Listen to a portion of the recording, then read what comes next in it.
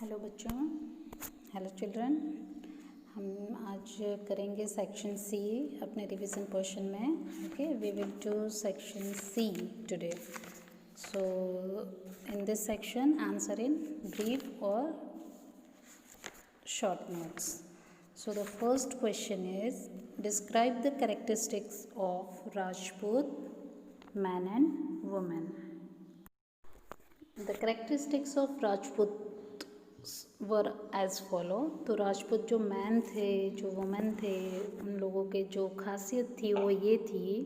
तो जो राजपूत मैन थे, राजपूत वर ब्रेव एंड एडवेंचरस। वो लोग काफ़ी बहादुर थे। They felt proud in laying down their lives for their country. तो वो देश के लिए अपनी जान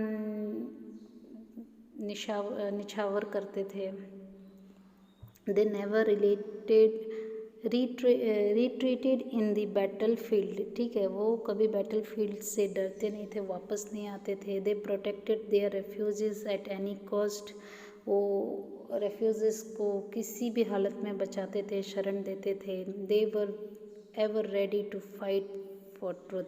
तो वो हमेशा तैयार रहते थे सच के लिए लड़ने के लिए।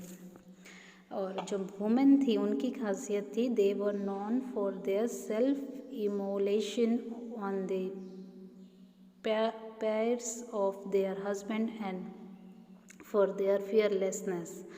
तो जो अपने हस्बैंड को लेकर उनमें जो एक हौसला था, वो बहुत ही सराहनीय था, और बहुत बहादुर थी वो लोग भी। और वक्त पड़ने पर वो भी रेडी होते थे युद्ध के मैदान में जाने के लिए। तो they gave send off to their husband, son and brother smilingly off battle field. युद्ध के मैदान में हंसते हंसते अपने हस्बैंड को, बेटे को, भाई को वो लोग विदा करते थे। इन अ critical condition they also wore weapon and went to the battlefield for fighting. Okay, fighting के लिए वो लोग भी युद्ध के मैदान में चले जाते थे। If the wives of Rajput feared that they could be caught by the enemy, they performed jauhar. Okay, और जुहार परफॉर्म करते थे, और जो उन्हें डर लगता था तो उन्हें एनिमी डिक्लेयर कर दिया जाता था। Now next question, how was the administrative system in the Rajput age? Rajput age में जो प्रशासन का कामकाज था वो कैसा था? In the Rajput age, village institutions were very important during the medieval period.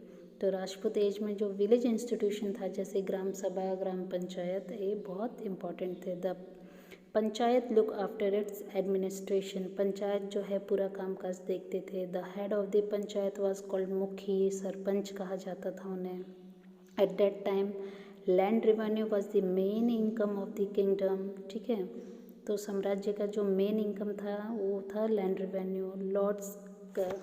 Landlords collected the tax and paid tribute to the king. तो लैंडलॉर्ड जो थे, ज़मींदार जो थे, वो टैक्स कलेक्ट करते थे और राजा को दान कर देते थे। तो इस तरीके से कामकाज चलता था राजपूत एज के टाइम पर। Next question, how was the architecture develop in the medieval period? अभी जो ये मध्यकालीन समय था, उसमें जो आर्किटेक्चर, ये कंस्ट्रक्शन वर्क कैसा था? Among the various constructions during the Rajput age, temple construction is noteworthy.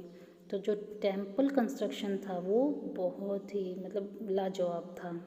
The Rajput king were fond of construction grand and architect building. तो जो राजपूत किंग थे, बहुत बड़े विशाल मंदिर और किले बनवाते थे।